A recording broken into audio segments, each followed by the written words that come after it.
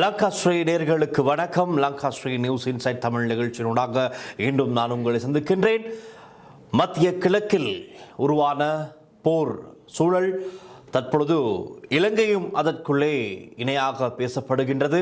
காரணம், ஈரானுக்கு சொந்தமான போர் கப்பல், 2 கப்பல்கள் தற்பொழுது இலங்கையின் கடற்பரப்பிற்குள்ளே வந்து ஒன்று அமெரிக்காவின் நீர்மூழ்கி கப்பலால் தாக்குதலுக்குள்ளானது. அதில் பலர் உயிரிழந்தார்கள், ஒரு சிலர் மீட்கப்பட்டு காலி கராப்பிட்டிய வைத்தியசாலையில் அனுமதிக்கப்பட்டார்கள் சிகிச்சைகளுக்காக. அவர்களும் சரி, அதற்கு அடுத்ததாக இரண்டாவது கப்பலில் மீட்கப்பட்ட ஈரான் கடற்படையைச் சேர்ந்த வீரர்களும் சரி, அனைவருமே இப்பொழுது வெலிசர இராணுவ முகாமுக்குள் தான் பாதுகாப்பாக இருக்கின்றார்கள். ஆகவே அங்குதான் அவர்கள் கொண்டு செல்லப்பட்டிருக்கிறார்கள். அனைவரும் இப்பொழுது அங்கு இருக்கிற நிலையில் இவர்கள் சம்பந்தமாக அமெரிக்கா ஒரு முக்கியமான விடயத்தை வெளியிட்டிருக்கின்றது. அதாவது இந்த கப்பலிலிருந்து மீட்கப்பட்ட ஈரான் கடற்படை வீரர்களை எக்காரணம் கொண்டும் ஈரானுக்கு இலங்கை அனுப்பக்கூடாது, அவர்களை ஈரானுக்கு அனுப்பவிடக்கூடாது என்று அமெரிக்கா ஒரு அழுத்தம் கொடுத்திருக்கின்றது, ஒரு விடயத்தை குறிப்பிட்டிருக்கிறது. ஆகவே இது சற்று இலங்கையில் பரபரப்பை ஏற்படுத்தியிருக்கின்றது.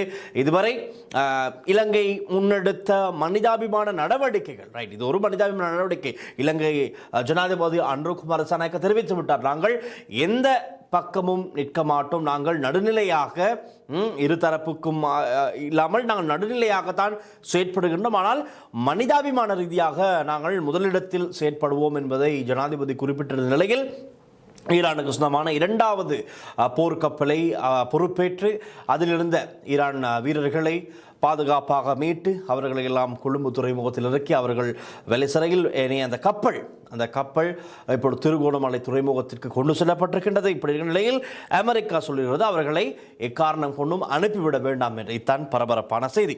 ஆனால் இது சம்பந்தமாக இன்னமும் இலங்கை எந்த விதமான பதிலும், இந்த நிகழ்ச்சி நாங்கள் ஒளிப்பதிவு செய்துகின்ற நேரத்திலே இதுவரை எங்களுக்கு எந்த விதமான தகவலும் இல்லை. இலங்கை இது சம்பந்தமாக எதுவாது பதில் வழங்கியிருக்கின்றதா என்றால் இதுவரை இல்லை. ஆனால் நிச்சயமாக ஏதேனும் ஒரு பதில் வழங்குவார்கள் என்று தான் சொல்லக்கூடியதாக இருக்கும். காரணம், சொல்லியாக வேண்டும்.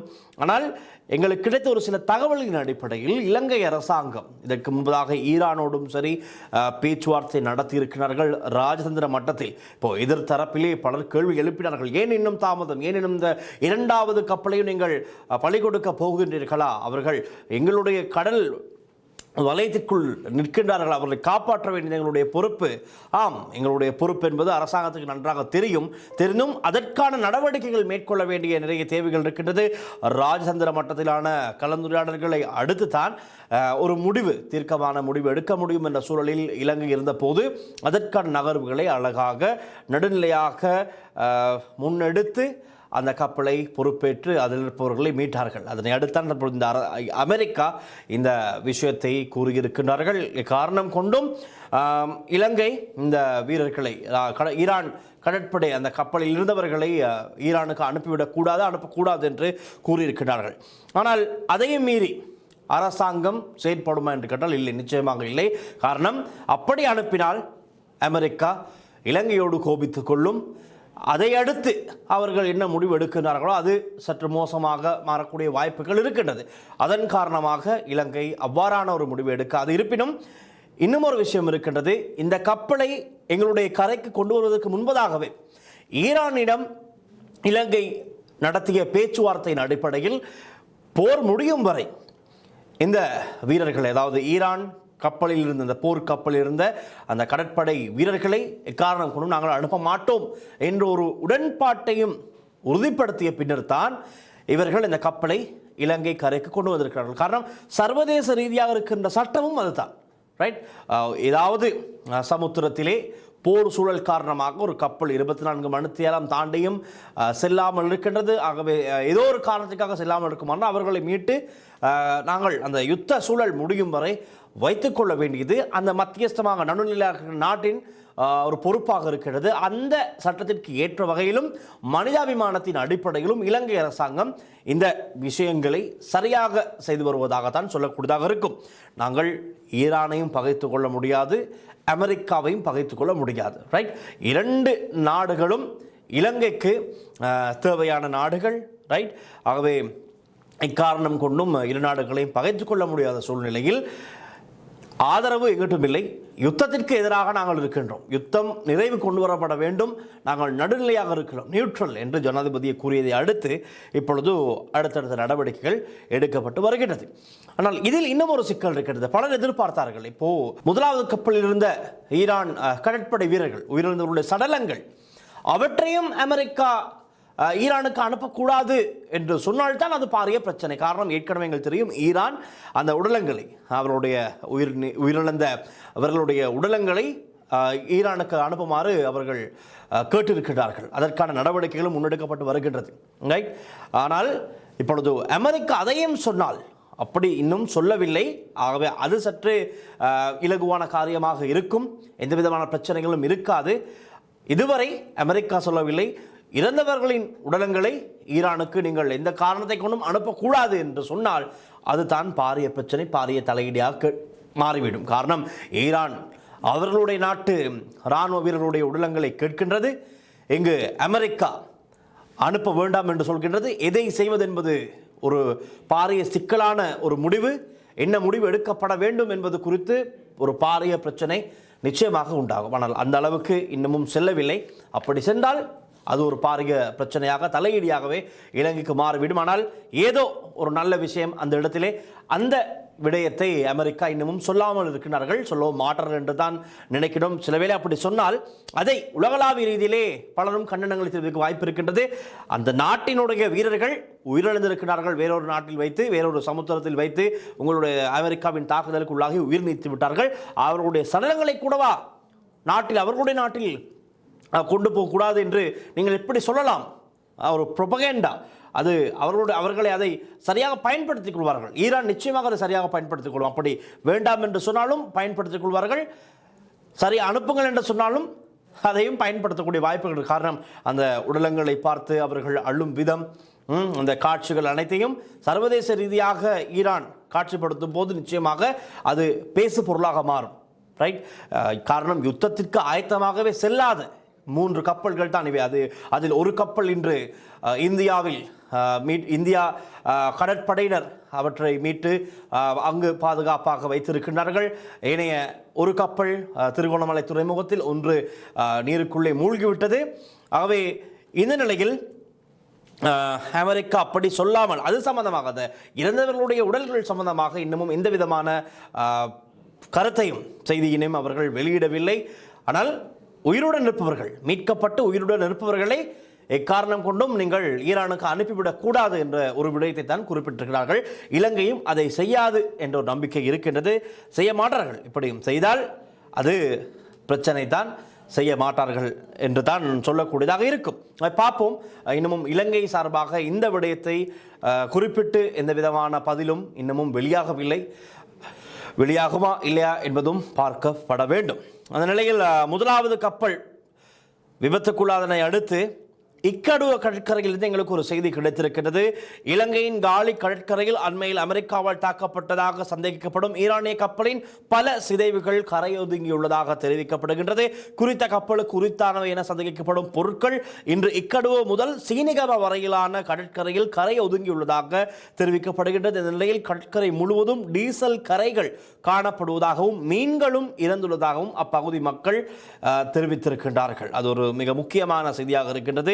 இதன் காரணமாக சுற்றுலா பயணிகள் இந்த கடற்கரைக்கு வருவதில்லை என சுட்டிக்காட்டிய அவர்கள் உரிய அதிகாரிகள் இந்த விடயத்தை விரைவில் ஆராய்ந்து ஒரு தீர்வை வழங்குமாறும் அப்பகுதி மக்கள் கோரிக்கை விடுத்திருக்கிறார்கள். பாருங்கள், இப்பொழுது எங்களுக்கு தெரியும் சூழல் ரீதியான மாசு, இது ஒரு சூழல் ரீதியான மாசு. அதே போல சுற்றுலாத்துறையும் அங்கு அடி வாங்குவது உறுதியாக இருக்கிறது. இப்போ பாருங்கள், இந்த மத்திய கிழக்கில் ஏற்பட்டுள்ள இந்த போர் பதற்றம் காரணமாக இவ்வளவு சேதங்கள், உயிர் சேதங்கள், பொருட்சேதம். ஆகவே அயல் நாடுகளுக்கும் பாரிய சேதங்கள். அயல் நாடுகள் சம்பந்தமாக நிச்சயமாக கூறியாக வேண்டும். இதுவரை ஈரான் வளைகுடா நாடுகளுக்கு பல தாக்குதல்களை மேற்கொண்டு வந்தது. காரணம், வளைகுடா நாடுகளுக்கு அமெரிக்கன் பேஸுக்கு தாக்குதல் நடத்த வந்த நிலையில் இன்று முக்கியமாக ஈரான் தரப்பிலிருந்து ஒரு முக்கியமான செய்தி வெளியிடப்பட்டிருக்கிறது. ஐக்கிய அரபு அமீரகம், கத்தார் உள்ளிட்ட வளைகுடா நாடுகளை நாங்கள் தாக்க மாட்டோம் என ஈரான் அறிவித்துள்ளது.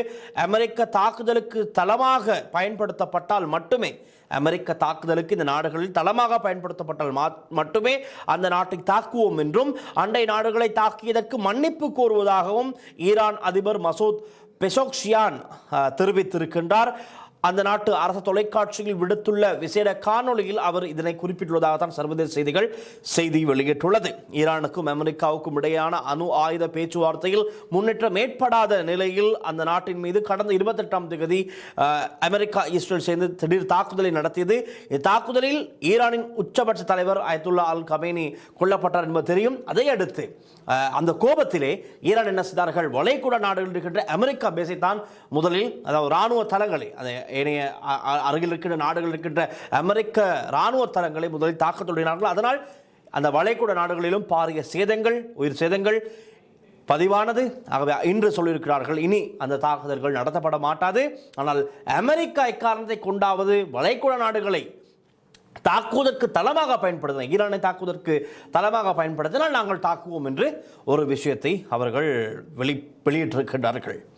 இப்பொழுது இந்த அமெரிக்காவின் அறிவித்தலை அடுத்து, அவர்களுடைய அந்த விஷயம் வெளியிட்டதை அடுத்து முக்கியமான ஒரு செய்தி, அதாவது பரபரப்பு. இலங்கையில் பாதுகாப்புக்கு அச்சுறுத்தலுக்கு ஒரு பாதுகாப்பிற்கு அச்சுறுத்தலா என்ற வகையில் நிறைய விடயங்கள் பேசப்பட்ட நிலையில் பாதுகாப்பு ராஜாங்க அமைச்சர் ஓய்வு பெற்ற மேஜர் ஜெனரல் அருண ஜெயசேகர் ஒரு விடயத்தினை வெளியிட்டிருக்கிறார்.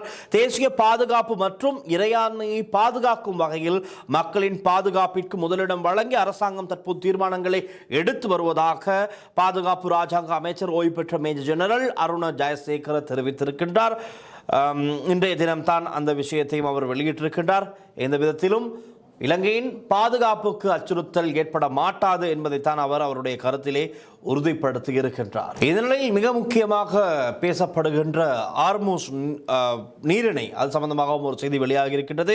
இந்த ஆர்மூஸ் நீரை மூடப்பட்டிருப்பதால் தான் இப்பொழுது சர்வதேச ரீதியாக எண்ணெய் வர்த்தகம் பாதிக்கப்பட்டிருக்கின்றது. அது சம்பந்தமான ஒரு முக்கியமான செய்தியை நாங்கள் பார்க்கலாம். ஆர்மூஸ் நீரிணை வழியாக கப்பல் போக்குவரத்தை மீண்டும் தொடங்குவதற்கு அமெரிக்க இராணுவம் ஒரு திட்டத்தை உருவாக்கி வருவதாக வெள்ளை மாளிகை பொருளாதார ஆலோசகர் கெவின் ஆசைட் தெரிவித்திருக்கின்றார். ஊடகங்களுக்கு அவர் கருத்து தெரிவிக்கையில் தான் இந்த விஷயத்தையும் தெரிவித்திருக்கின்றார். அமெரிக்க ராணுவ கப்பல்கள் மீண்டும் ஆர்மூஸ் நீரிணை வழியாக செல்லும் வகையில் திட்டமிடல் பணிகளில் ஈடுபட்டுள்ளது. இஸ்ரேல் அமெரிக்கா இணைந்த ஈரான் மீதான போர் காரணமாக ஆர்மூஸ் நீரிணை வணிக கப்பல் போக்குவரத்து கிட்டத்தட்ட முழுமையாக நின்று போயுள்ளது. இந்த நீரிணை உலகின் சுமார் 1/5 20% எண்ணெய் மற்றும் திரவமயமாக்கப்பட்ட இயற்கை எரிவாயு விநியோகத்திற்கான மிக முக்கியமான பாதையாக இருக்கின்றது. ஆகவே இது மூடப்பட்டதன் காரணமாக இன்று பல நாடுகள் பாதிப்புக்குள்ளாகி இருக்கும் நிலையில் அதற்கான திட்டத்தை அமெரிக்கா வகுத்துள்ளதாக சொல்லப்படுகின்றது. ஆனால் அதற்கு பதிலாக ஈரானிலிருந்து ஒரு தகவல், அதற்கு பதிலடி சொல்லும் வகையிலே ஈரான் சொல்லியிருக்கின்றது. முடிந்தால் செய்யுங்கள், பார்க்கலாம் என்ற வகையில் தான் அந்த செய்தி இருக்கிறது. நாங்கள் அதையும் சற்று பார்க்கலாம். ஆர்முஸ் ஜலசந்தி வழியாக செல்லும் எண்ணெய் கப்பல்களுக்கு பாதுகாப்பை வழங்க அமெரிக்க கடற்படை கப்பல்களை அனுப்புமாறு ஈரானிய புரட்சிகர காவல்படையின் செய்தியாளர் தொடர்பாளர் அமெரிக்க ஜனாதிபதி டொனால்டு டிரம்பிற்கு சவால் விடுத்துள்ளதாக ஈரானிய அரசு ஊடகங்கள் செய்தி வெளியிட்டுள்ளன. தேவைப்பட்டால் ஆர்முஸ் ஜலசந்தி வழியாக செல்லும் எண்ணெய் கப்பல்களுக்கு அமெரிக்க கடற்படை பாதுகாப்பை வழங்க தொடங்கலாம் என்றும் ட்ரம்ப் செவ்வாயன்று கூறியிருந்தார். ஆனால் அது நடக்காத காரியம். எப்படி நீங்கள் செய்கின்றீர்கள் என்று பார்ப்போம் என்று ஈரான் பக்கமிருந்து சவால் விடப்பட்டிருக்கிறது. அவை இதுதான் இன்று இந்த மத்திய கிழக்கில் போர் பதற்றத்தின் முக்கிய அப்டேட்டுகளாக இருக்கின்றது. இலங்கையில் எந்த விதமான பிரதான செய்திகளும் பதிவாகவில்லை.